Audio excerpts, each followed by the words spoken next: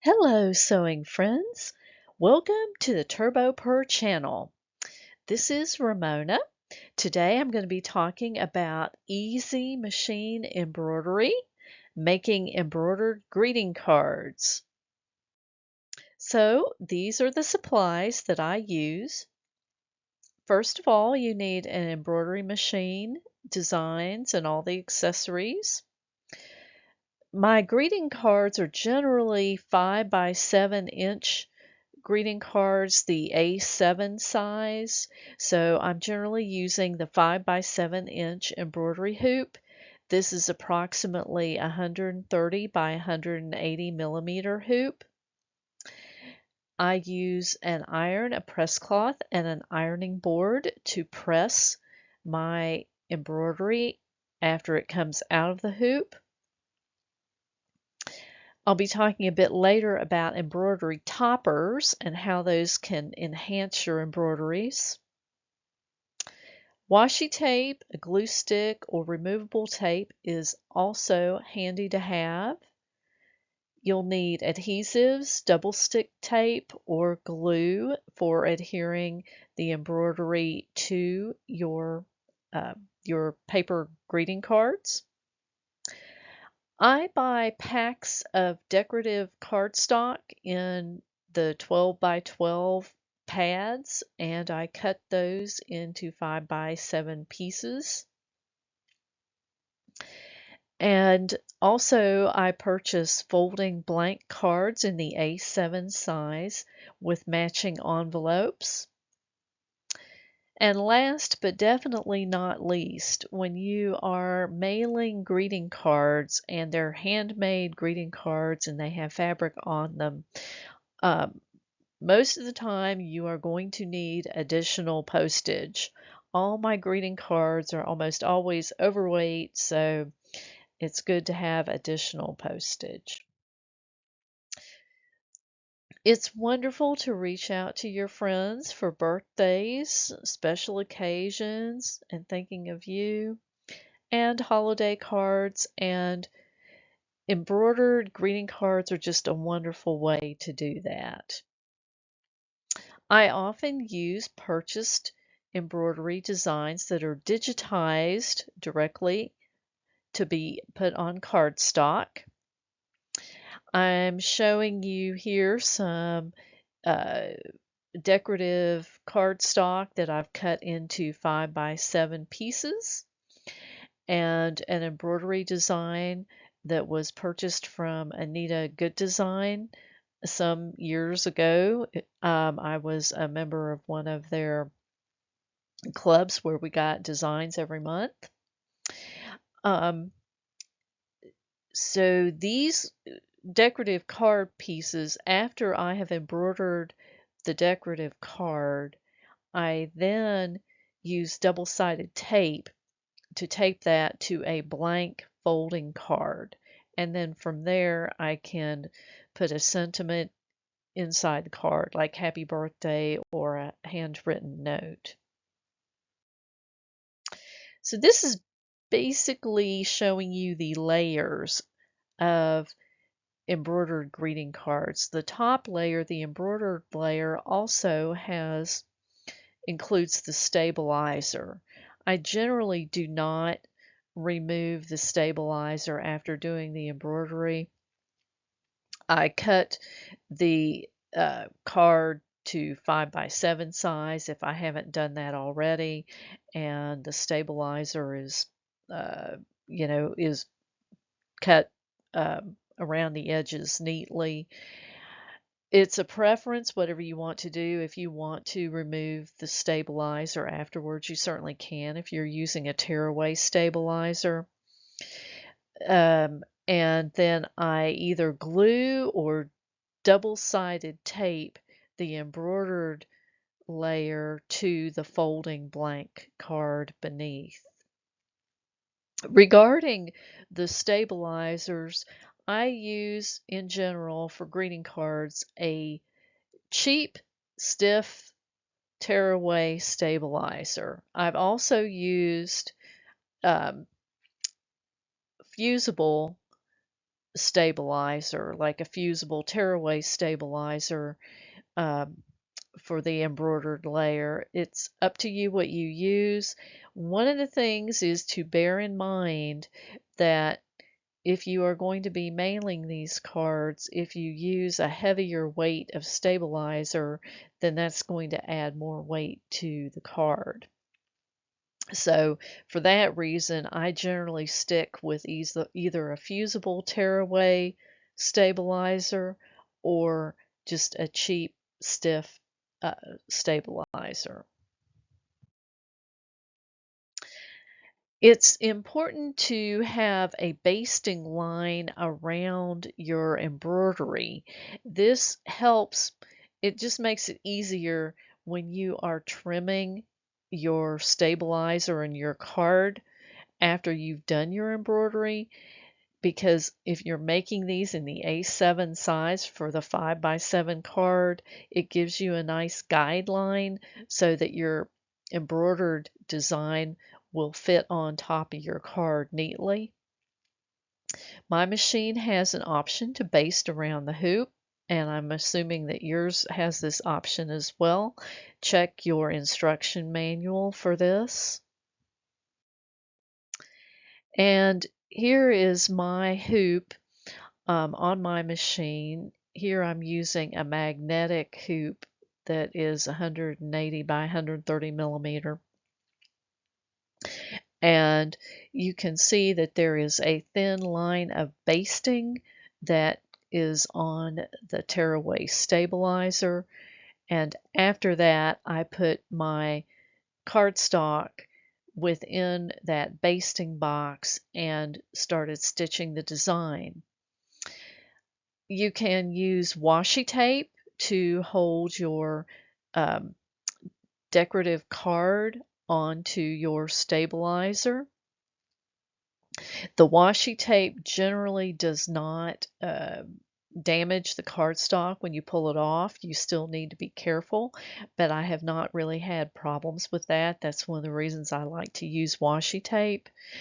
It is very important when you are embroidering on cardstock or unusual materials in the hoop to reduce the machine speed in order to minimize the amount of thread breakage. And here are some ideas for making your own greeting cards. I always tell people the first place to look for good designs for embroidered greeting cards is the designs that are already built into your embroidery machine. This is a built-in design for my embroidery machine. I have a FOF Creative Icon 2, and this is a reverse applique design that's built in. So I stitched this out and I have trimmed it to 5x7 using the guidelines in the basting, and also I used my rotary cutter to make sure everything was square and everything was, close to the 5x7 size. A reverse applique design is done with a guideline that is stitched initially and then cut out with scissors. So the way this works is there's a point in the embroidery design where an outline is stitched, and then the instructions are to take the hoop out of the machine, trim away the interior fabric inside the guidelines, and then put in your reverse applique fabric. Stabilizer is put on the bottom, needs to be on the bottom of the reverse applique because you've trimmed away what was already there, and then you just continue the stitching with the applique. This is a example of an applique design using Mylar. This design was a freebie that was on the Bernina website some years ago, and it's not particularly intended for card making, but it's actually a perfect design for making cards. And it's a open and airy type of design with these 3 Christmas lights. So I used some mylar that I had in my collection of materials and just tore away the extra mylar around the edges after embroidery. And there is special mylar. There's a company called Pearly Gates that sells mylar specifically for machine embroidery. And I've honestly also just got it from the gift wrapping department around Christmas time. I use this high-tack double-sided tape on the back of the fabric, embroidered fabric layer to attach it to the base card. So, you can do your embroidery in different orientations. This one is landscape style, and also there's uh, so here's an example of designs that were done in either landscape style or what's called the portrait style. These cards for quilters are not machine embroidered, but this is giving you another idea for card making that you can do. These designs are um, paper on paper, so the designs on these are on a sheet of paper, numbered, so it is basically quilt by number on paper, and they are quite cute. These are really nice cards to have when you want to have thank you notes or birthday cards for your friends who are into either quilting or machine embroidery. And here's another example of a purchase design for a greeting card. I will put links in the description box for this. I believe this one is an OESD design. This card is done in different layers. The lace was embroidered on wash away stabilizer separately.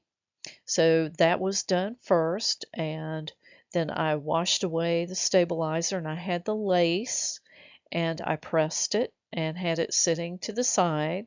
And then the next part with the Christmas tree and the paper layer on that, that was a separate layer, um, the applique um, plus the decorative paper are embroidered, and then just attach the lace Christmas tree to the base layer with brads. And I'm showing you some little brads here.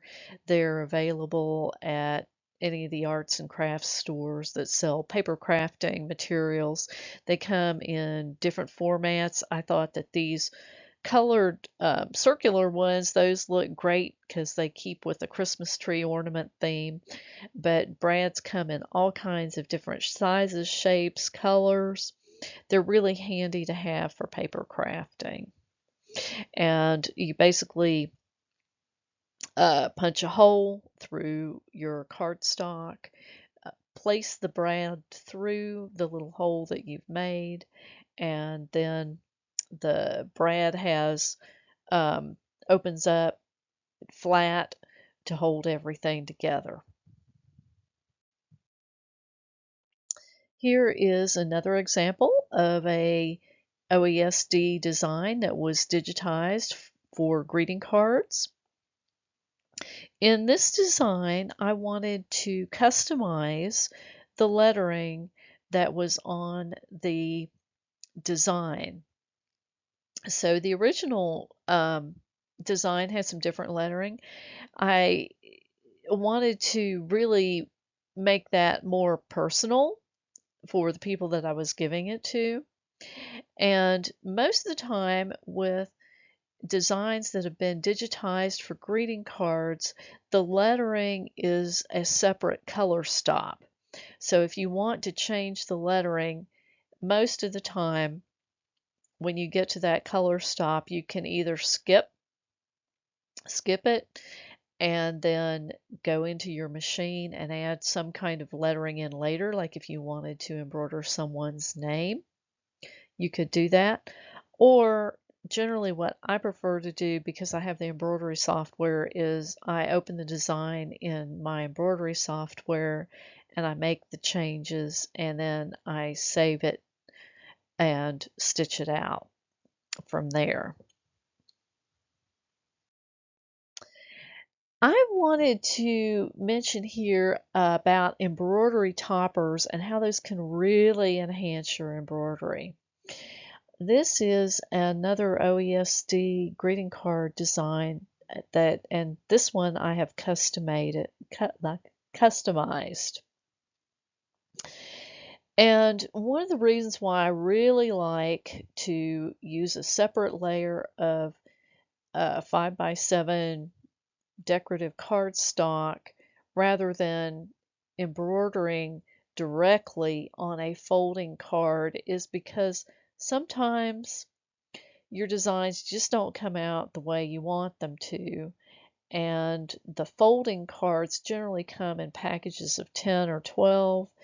And if you make a lot of them and you run out of them at 2 o'clock in the morning when you're trying to finish up a greeting card, it's just not such a good thing. So if you have a large pack of paper and you've got it cut into 5x7 inch sections and you mess one up, then it's just not as big a deal because you have plenty more pieces that you can use. So the card front on the right, I wasn't happy with it after it came out of the embroidery machine. I customized the lettering, the sentiment on the front, and I was happy with that, but I didn't like the way that the phone graphic ended up looking. Um, I realized, for one thing, that I did not use a dark enough color of outline around the telephone. And the other thing that really bothered me was that the yellow on the card on the right looked muddy. And the reason for this is that when you put a light color on top of a dark color fabric, sometimes the dark color fabric will show through. The yellow vinyl embroidery topper on the left is a product that's sold by OESD. Floriani also has it. Years ago, I got it from Nancy's Notions. I'll put a link in the description box to the ones that I know are available. That vinyl is a tearaway product. It's placed on top of the embroidery. So when you get to the color stop, in this case, I got to the color stop for the yellow for the fill stitches for the yellow part of this phone. I put the yellow vinyl topper there and pushed the button, and the embroidery machine embroidered the yellow part of the design. Then I tore away the excess vinyl from around the yellow part of the fill and embroidered the remainder of the design. And you can see in the photo the difference between the right and the left, how much of a difference that vinyl topper made. In the picture on the right, without the vinyl topper, you can see that there is a little bit of bleed through of the green fabric background that's visible through the embroidery. It just kind of has a shade. So basically what the vinyl topper is doing, it's providing a barrier between a dark color background fabric and a light color foreground thread. Makes it look a lot cleaner. In this card, I also used a vinyl topper. I left a piece showing so that you could see it. And so in this case, I also customized the design a little bit. When I got to the pink color stop for embroidering that pink fill stitch, I put down a layer of the pink vinyl topper. I pushed the button for the embroidery machine to embroider all of that pale pink color. And then when it finished, I tore away most of the vinyl topper. Here I've left a piece of it just so you can see it.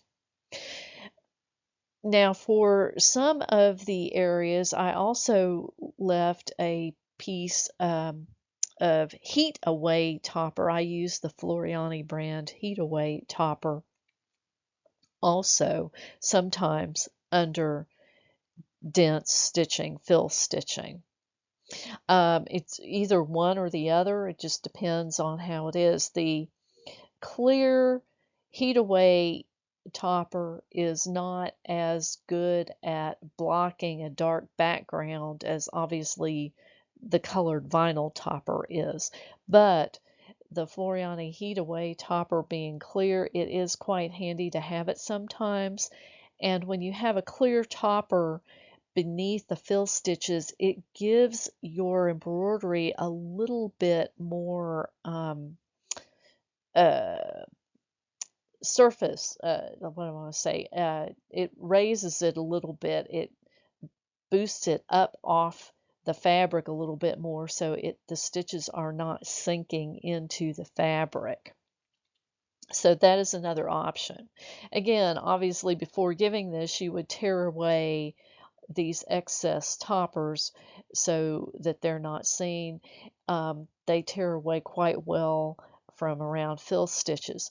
One thing I will tell you from my own experience is I do not use toppers, vinyl toppers, or heat away toppers under lettering because it's just too hard to remove it. I've had to spend too much time with tweezers trying to get it out from under lettering. So I only use these toppers for fill stitches where it's a fairly dense area. But they're really a great thing to have in your embroidery toolbox. And here is another example of a purchase design for a greeting card. Again, this is an OESD design, and I will put a link in the description box.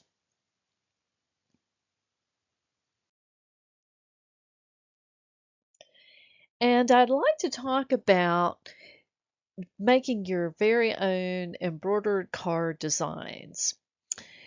So I like to use my embroidery software for photos. This is the Mona Lisa. This is, I should say, it's a section of digitized from a section of the Mona Lisa.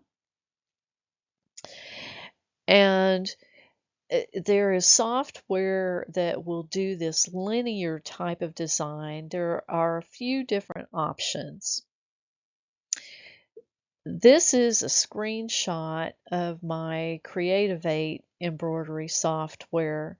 There is an option to do photo stitch to create an embroidery automatically from a photo. So you would import your JPEG or your photo into it.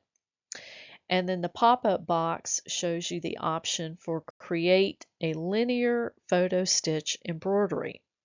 And this was how I did the Mona Lisa that I just showed you.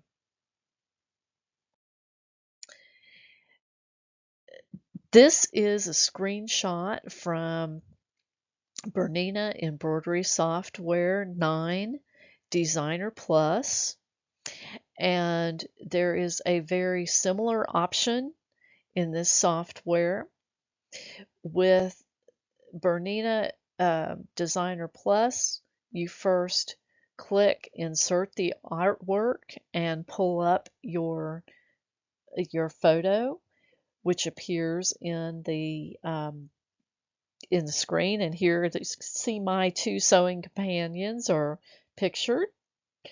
And then the next thing you would click is the Photo Snap software. And the Photo Snap software gives that linear embroidery effect.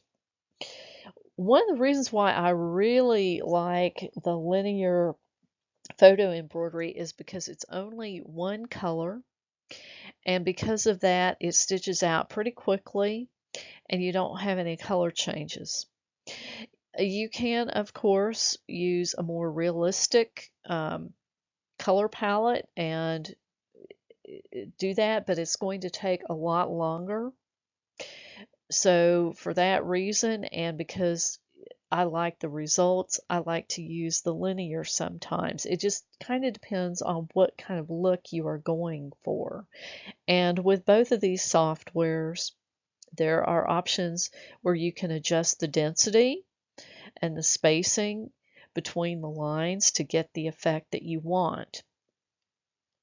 I'd also like to mention that the Brother Avenir has an option in their actual machine. It's the Avenir machine has an option where you can digitize a photo directly on the machine, and there's also a linear type of embroidery option for that as well. The other thing I wanted to mention is there's always the option, if you have embroidery software, to digitize your own original design. This is an example of one that I did here, and it says embroidery superstars love creating fun. To me, I think everybody who is creative and loves machine embroidery is a superstar, so I'm planning on giving this card to a friend. You can do some really creative things with embroidery on paper. Here I used watercolor paper, and this design is a built-in design in the Bernina 880 Plus. I stitched it out. It only had 2 color changes of thread, and then I took metallic watercolor paints and painted the design. I have a separate video that goes into more detail on embroidery and watercolor, so please check that out on the Sew TurboPurr channel. In addition to the metallic watercolors, the other option available now that is really convenient are the watercolor pencils. I love those. Both of these, this design that is shown is the same design, it's just done in different colorways. And these are from Anita Good Design from some years ago. I thank you for watching me today on the Sew TurboPurr channel. Thank you so much. Have a wonderful day. If you like this video, please give it a thumbs up. Please feel free to leave a comment about what you are working on in your sewing room. Have a wonderful day.